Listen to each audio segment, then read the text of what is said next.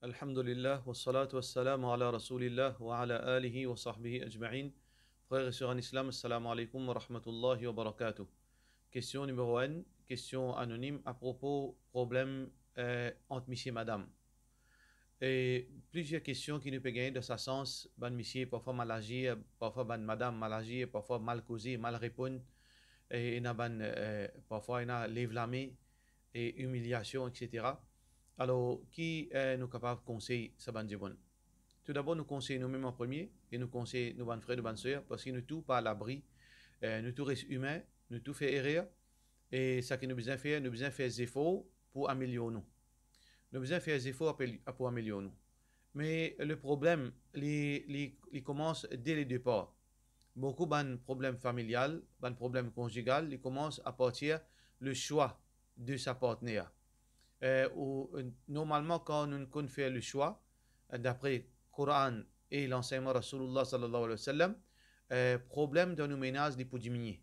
Mais problème disparaître dans nos ménages, pas existe. Pas existe. Tout le monde peut avoir un problème dans notre ménage. Aujourd'hui, demain, après-demain, nous tous pouvons avoir un problème dans nos ménages.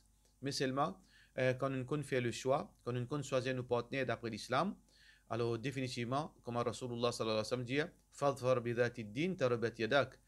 Soit faire victoire avec celui qui a din, qui a l'obéissance, sinon tu mourras de la poussière. Alors donc, ça lui commence là. Mais seulement quand on finit marié, qui nous besoin faire?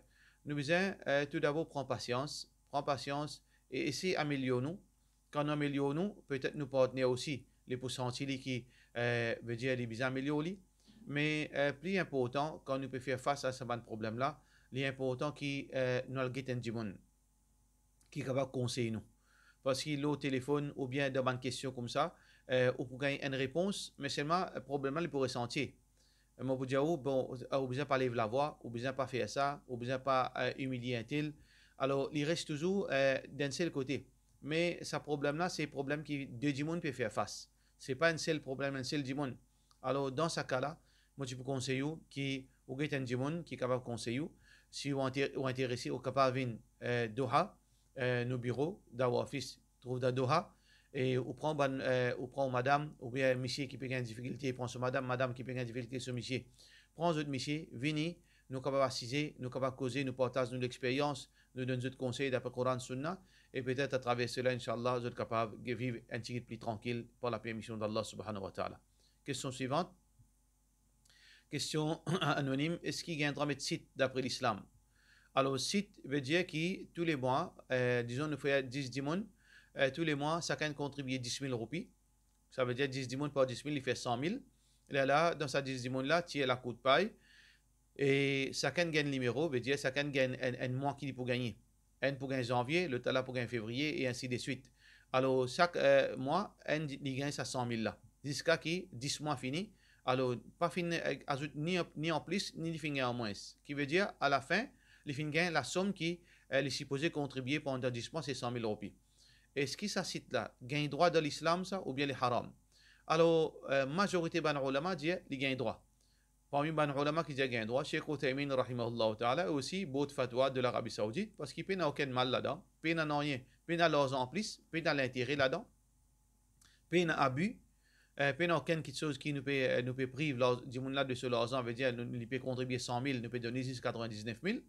Et d'ailleurs, ban ulama, je dis qu'il y a une petite chose qui amène un plus pour un dimon, il donne l'intérêt du monde là. Ça veut dire toute chose qui donne l'intérêt du monde, un dimon, et qu'il n'est pas contredire un principe de base de l'islam, alors il est recommandé, et une chose qui est encouragée, puis il n'y a aucun problème. Inch'Allah, ban ulama dit qu'il est permissible. Question suivante. Et il y a certaines associations masjid qui louent ce hall pour ban mariage. Et dans ban mariage, il y a une mixité. Habillement, pas bon, indécent, et je tire photo. Est-ce que ça l'argent en location là, les halal ou bien les haram? Question anonyme. Alors, normalement, deux petites choses qui ne sont pas mélangées. Ça veut dire, louer un hall pour une activité, il n'y a rien de mal quand nous louons un hall pour une activité telle qu'une activité halal, par exemple pour mariage. Alors, donc, dans ce côté-là, il n'y a aucun problème. Mais, conscient que dans cette activité-là, il y a un haram peut dérouler. Ça veut dire activité mariage et gathering pour mariage, il n'y a rien de mal là-dedans, il est halal. Mais seulement, s'il y a une désobéissance là-dedans, qui veut dire dans sa activité halal, il y a une désobéissance. Alors, ça n'a là, ban comité mazid pour responsable devant Allah. Qui je peux soutenir désobéissance, je peux soutenir haram, je peux le questionner. Et ça nous rappelle ban dirigeant mazid, dirige mazid a une responsabilité. Et n'a gain jannat comme capable, et n'a gain l'enfer. Besoin très vigilant, besoin bien écouter conseil, ban dirigeant qui a connaissance avant décider quelque chose, avant faire quelque chose. Si nous tensions, nous prenons une décision, après il est là, nous faisons une décision par l'ignorance, et demain nous gagnons finition avec Allah subhanahu wa ta'ala. Dans ce cas-là, définitivement, ban dirigeant mazid qui peut faire ça, c'est coupable. Mais seulement, est-ce que ça la monnaie là, est halal? Bien sûr, elle est halal. Parce que il peut louer bâtiment là pour quelque chose qui est halal. Mais haram là, c'est une activité qui, à l'intérieur de sa activité halal là, qui est ban haram. Ça veut dire, je ne peux pas payer l'argent pour faire haram, je peux payer l'argent pour faire quelque chose halal. Ça, ban haram là, il n'a rien à faire avec ça, l'argent là. Alors donc, l'argent là est halal, mais seulement, ban comité mazid, il a un péché à gagner pour tolérer, ou bien pour faire négligence, ou bien pour faire laisser aller, concernant une activité qui peut dérouler dans une place sacrée, et veut dire, ou bien dans mazid, ou bien dans hall, qui, ban désobéissance peut dérouler, je peux pour le rendre compte devant Allah subhanahu wa ta'ala. Question suivante. Est-ce qu'il y a un sharif permissible dans l'islam, de la part de nos frères Muzaffar Ali? Si nous peut dire nad, veut dire ban genre de poème qui nous fait éloge, par exemple éloge Allah, éloge Rasulullah sallallahu alayhi wa sallam. Alors si tout d'abord nous besoin guider, si nous fait éloge d'Allah subhanahu wa ta'ala, pena ban les santé là-dedans, les pas entrer telle santé dans tel film, et pena ban parole shirk dans sa éloge qui nous peut faire pour Allah, ou bien pour Rasulullah sallallahu alayhi wa sallam, pena parole shirk là-dedans. Et il y a une parole qui est normale. Et nous pouvons faire dans le cadre, il n'y a aucun problème dans faire éloge, qui nous appelle nad, qui nous appelle poème, il n'y a aucun problème. Qui nous appelle nazm, qui nous appelle poème, il n'y a aucun problème. Mais si nous pouvons cause nad, veut dire nous pouvons mettre un lien santé dans le film indien là-dedans. Et de bonne parole, là, shirk, définitivement, ça est haram. Définitivement, ça est haram. Nous n'avons pas droit à faire nad dans sa façon-là. Question suivante. Question anonyme. Pour qui raison l'intérêt les haram en islam? Dans l'islam, nous développons une mentalité, c'est que tout d'abord, qu'on la raison les secondaires pour un musulman. Priorité, c'est que qui Allah fin dire. Quand Allah fin dire ça haram, il suffit pour moi en tant qu'un musulman. Quand Rasulullah sallallahu alayhi wa sallam fin dire ça haram, il suffit pour moi en tant qu'un musulman. Ça veut dire, Allah qui fait l'intérêt haram parce qu'Allah fin dire les haram. Qui fait l'intérêt haram parce que Rasulullah sallallahu alayhi wa sallam fin dire l'intérêt haram. Mais seulement, si nous connaissons la raison, il y a un plus pour nous. C'est tout. Il y a un plus, mais ce n'est pas l'Ola qui nous décide est-ce qu'il nous peut faire aller ou pas faire aller. Parmi les raisons qui fait l'intérêt haram, c'est que c'est un abus et c'est une injustice. C'est un abus parce que un monde qui peut prendre loan, par exemple, je peux l'argent, je peux prendre loan pour me capable de faire mon étude, pour me capable de marier mon fille, je peux prendre loan pour ranger la case. Qui fait moi prendre loan? Parce que je peux l'argent. Alors, je prends 100 000 roupies en haut à cause de mon peine à l'argent et en retour, qui vous dit à moi, donne-moi plus. Je déjà payé. Ça veut dire que c'est un abus. C'est un abus, c'est un dominé. Donc, Allah subhanahu wa ta'ala n'est pas content quand il y a un abus. Deuxièmement, l'islam demande nous, veut dire pour faire profit, mais seulement d'une façon justifiée.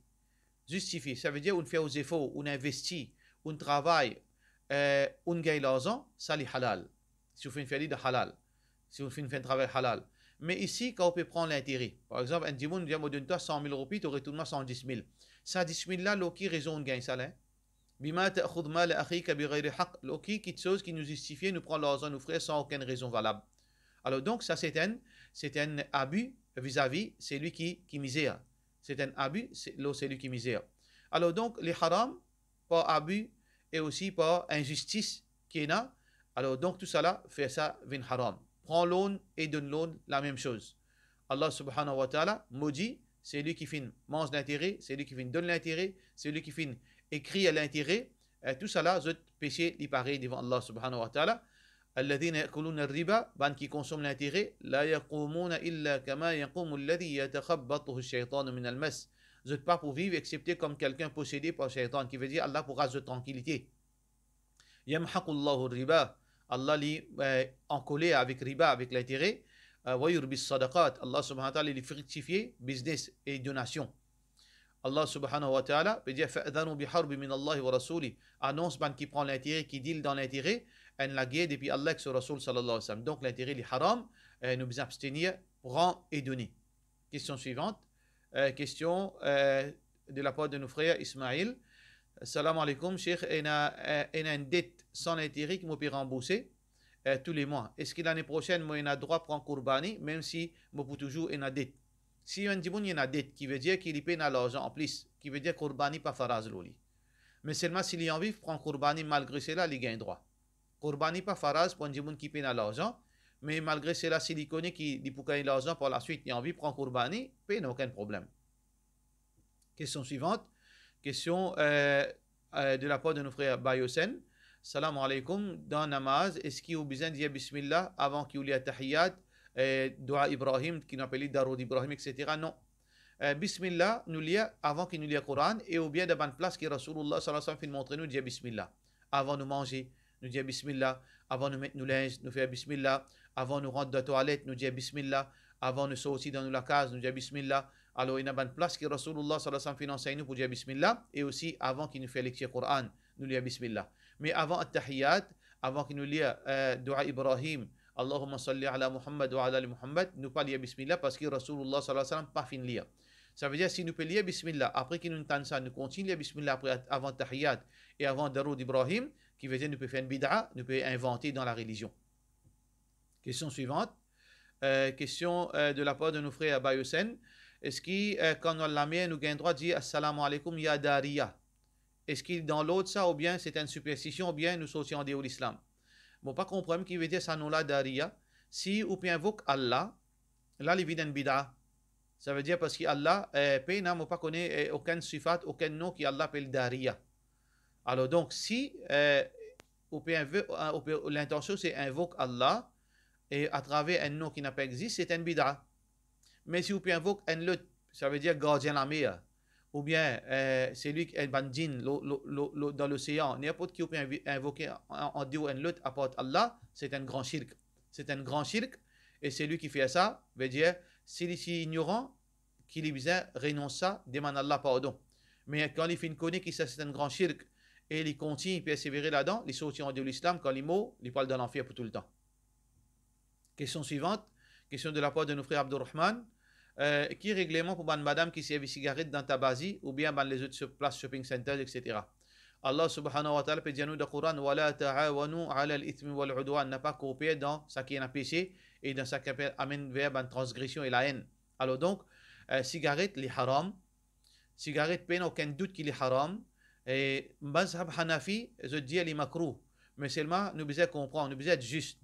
Quand je décrète ça fatwa qui cigarette makruh, c'est par rapport à l'époque quand je allais étudier cigarette dans l'époque de l'Empire ottoman. Dans l'Empire ottoman, quand je donne verdict de cigarette, quand cigarette a été venu la surface, la terre veut dire que a acheté une cigarette, alors je dis d'un seul point de vue, un seul angle, c'est que il donne l'odeur dans la bouche. Alors quand on donne l'odeur dans la bouche, définitivement ça veut dire que là il est makruh. Mais aujourd'hui nous connaissons, problème cigarette, c'est pas seulement une question de l'odeur dans la bouche, mais une question qui veut dire que détruire la santé. Allah subhanahu wa ta'ala peut dire وَلَا تَقْتُلُوا أَنفُسَكُمْ إِنَّ اللَّهَ كَانَ بِكُمْ رَحِيمًا. N'a pas provoqué l'amour, Allah n'a raham l'autre, fait pitié, fait nous la vie. Deuxième, c'est un gaspillage. إِنَّ الْمُبَذِّرِينَ كَانُوا إِخْوَانَ الشَّيَاطِينَ, ban qui fait gaspillage, je te ferai de shaitan. Troisième, je te donne difficulté d'immun. Surtout dans salat, je te la bouche senti pis. Allah subhanahu wa ta'ala, son Nabi sallallahu alayhi wa sallam dit Innal malaika tata'adha mimma yata'adha minhu banu Adam. Ban 11, vous êtes embarrassé avec quelque chose qui insan gagne embarrassé, qui veut dire ou dérange ban 11 dans salat. Et vous gagnez malédiction, bien sûr, avec ban 11, parce que vous dérange. Alors donc, et aussi, les gars de la santé. Et les affectés dans beaucoup de choses. Les qui fait créer ban habits qui pas gagne droit, ou une esclave de sa cigarette. Alors, donc, dans toute façon, peine n'en y de bien.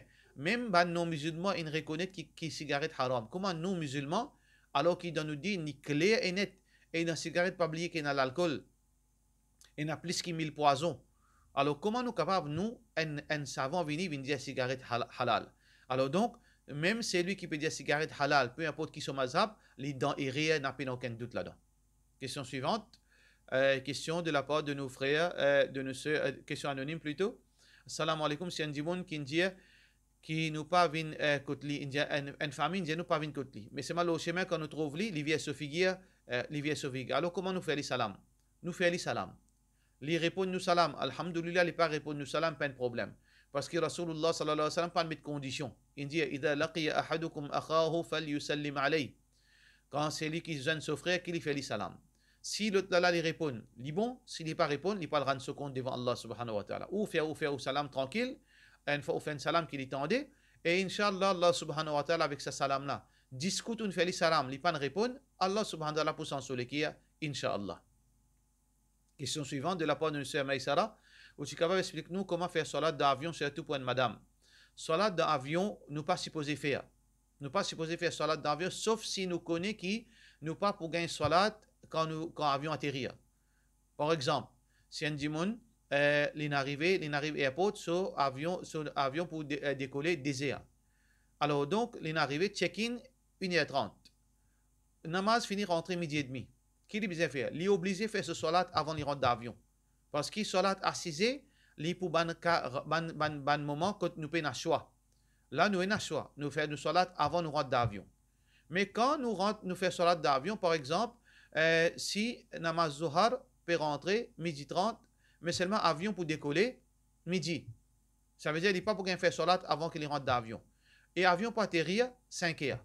Ça veut dire que l'avion peut atterrir, il n'est pas pour gagner ni Asar ni Zohar. Dans ce cas-là, il fait ce salat d'avion.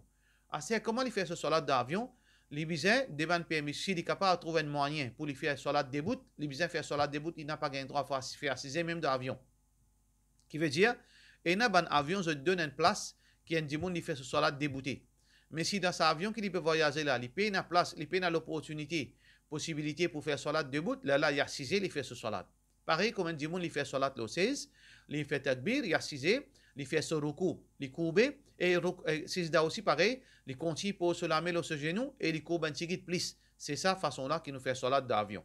Et concernant Qibla, ça qu'il fait, il fait Qibla, il fait takbir, s'il est capable de débouter, il fait takbir direction Qibla, tant mieux. Mais sinon, il a assisé, il fait ce takbir dans la direction que il était, il n'y a aucun problème. S'il n'est pas connu que Qibla était, mais s'il est capable, via sur l'écho, quand il connaît Qibla, pas en face de lui, à côté droite, il vient sur l'écho, côté droite, il fait takbir, ensuite il fait ce salat, ça il meilleur pour lui-même. Question suivante, de la part de nos sœurs Samira. Salam alaikum, Cheikh, si nous mettons l'un la côte à soi, est-ce qu'il y a une petite chose grave? Et si nous pécons d'une perspective spirituelle, pas rien de mal là-dedans. Mettre l'un sec minuit, énergie matin, grand matin, les maghrib, pas rien de mal, pas aucun diable ou bien djinn pour rentrer dans l'oulinge, ou bien pour aucun oulinge, ça tout ça là c'est une superstition. Alors, on met l'oulinge sec la côte, pas aucun problème. Le jour, la nuit, pas aucun problème. Mais si vous pécons dans l'optique, si vous connaissez du monde qu'aucun oulinge, ça veut dire que vous ne pouvez pas mettre oulinge sec pendant la nuit. Ou bien on connaît du monde qui fait méchanceté, il y a du monde de la sorcellerie, ou voisin, ou voisine, etc. Ou bien il y a une famille qui doit faire un mauvais travail. Alors, on pas besoin, même dans la nuit, ou pas mettre lui. Même dans la journée, ou pas mettre lui. Vous besoin prendre précaution. À ce si vous pouvez mettre l'un sec, et vous pouvez mettre l'un sec, surtout ban madame. Vous pouvez mettre ce l'un sec, surtout ce ban linge intime, ban sous-vêtements, etc. Les mettre ça dans la cour, grand, veut dire, peine à miraille, ou bien tout le monde, le chemin peut passer, peut mettre ban sous-vêtements, qui couleur, qui size, qui qualité, ça c'est haram. Parce qu'il est contraire à la pudeur. Une madame besoin de haya, besoin de la pudeur.